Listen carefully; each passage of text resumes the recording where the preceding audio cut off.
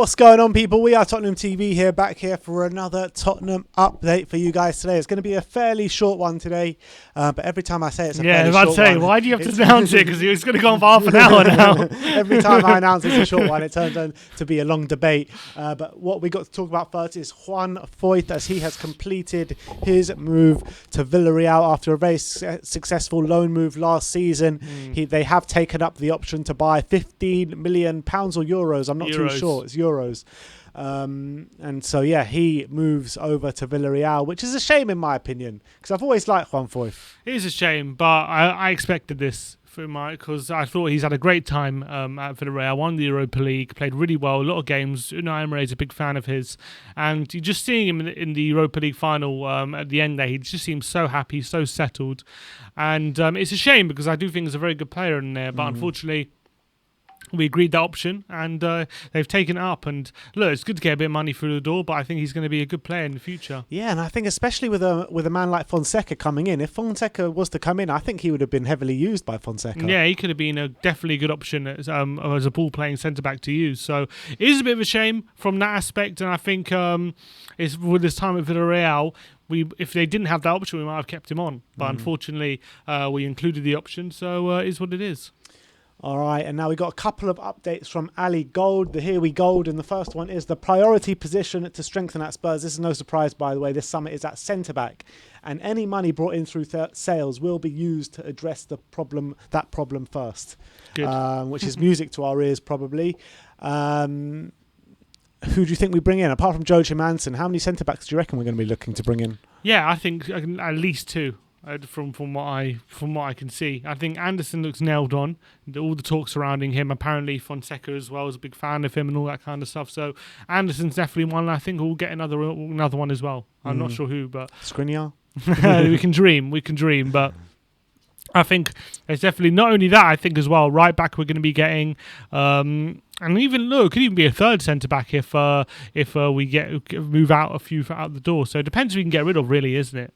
Very true. Which moves us nicely on to the next Ali Gold update. And he says a number of Spurs players have been told they can leave the club this summer, and their agents have been informed that they can look for new clubs. I mean, let's try and work out who these players can be. We know definitely Aurier Sissoko. That's definitely two. Two of them, yeah.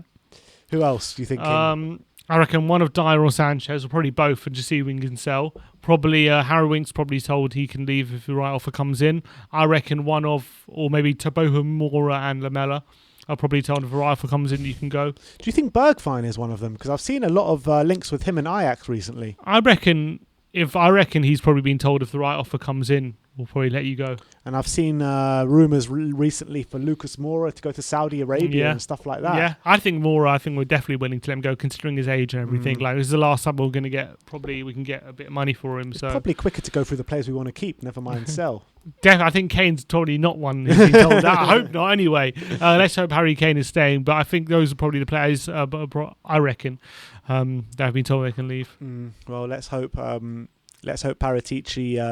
can get some good deals for them. But let's move on. The last one from Ali Gold says talks between Paulo Fonseca and Tottenham are progressing well, and now centred on final details of his contract, as well as finalising his backroom staff. Do you think that that we're letting him bring as much backroom staff as we let Conte bring? No, if we let Conte only bring in 4, he's only allowed 2, surely. How many staff you want per Paulo? You want what? You want 4? You're getting 1, mate. Yeah, 1 guy. Choose him wisely. I think we'll have to. I don't know. Again, the guy's on a free, so if the deal's there to be done, it shouldn't take too long to get it done. If it's there and everyone's convinced he's the right man, so it should be pretty quick, in my opinion. But sounds like he's going to be the guy. I mean, it goes on to say there is a growing confidence from both sides that Fonseca will be announced early next week. There's also a growing confidence that we're going to announce Conte, and there's a growing confidence that we'll announce Pochettino. So.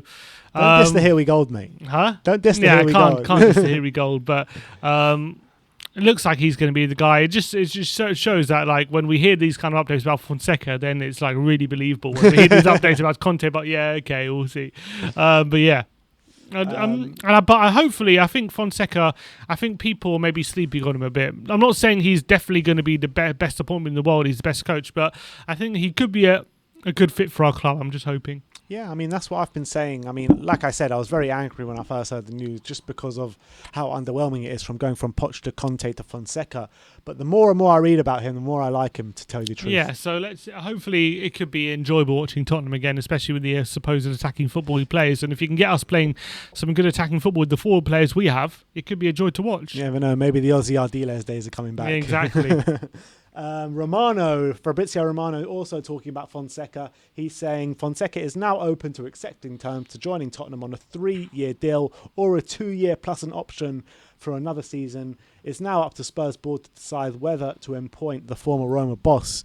I mean, do you think they're looking at a 2-year deal with a potential that could coincide with Pochettino's contract? With an option. If he does well, we can consider the option. If not, then get Pochettino. Probably that's probably in the back of their mind. But I don't think they're going to base any decision around that, in my opinion. So I think it's the best option. And I don't know. It's a weird one, this appointment. We all know that it's underwhelming, but hopefully he can just be that manager who's the right fit for us. At the end of the day, the Pochettino appointment was kind of underwhelming as well. So look, we can see what happens. And I remember like the kind of overwhelming appointments of Juan de Ramos and Jack Santini and all these all flopped. So maybe it's better to get an underwhelming manager than someone that we're desperate for. And Mourinho, exactly. So sometimes it's not about the name; it's about the profile. And even when we brought in Harry Redknapp, I remember fans weren't happy about it. Some fans weren't happy about it. I was happy when we brought in I Harry know Redknapp. you were happy, but I remember a section of the fan base definitely weren't happy with Redknapp coming in. Yeah, there's always a section unhappy, but. Look, I understand the frustrations. I'm also a bit frustrated, but at the end of the day, I think this guy has got a decent track record. I think he is definitely a good coach, and hopefully there's a bit of potential that's been untapped in him that maybe we can help unlock. And talking of the board, this last update is from the Telegraph, and with our kind of manager, director of football, player search, everything happening within the club right now, the Telegraph are reporting Daniel Levy is currently in the Bahamas on his yacht with Joe Lewis. So where is your leader in a time of need? He's in the Bahamas on a yacht. Sure, he's having a great time, and he's sipping some pina coladas and just discussing. I want to be sipping some pina coladas. Just discussing how much money they've made this year, even though downturn in revenues. But we're taking some dividends, right, Joe? Yeah, of course we're taking some dividends.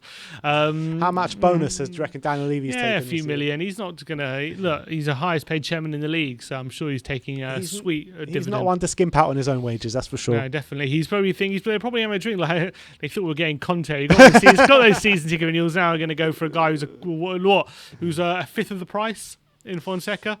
Daniel Levy apparently they're paying him $4 million a year, and Conte was going to be paid $15 million. Daniel Levy probably didn't even know who Paulo Fonseca was before Paratici joined the club, or he's not even joined the club yet. But Paratici's saying we'll get this guy for $2 million a year. I'm laughing, I'm loving life.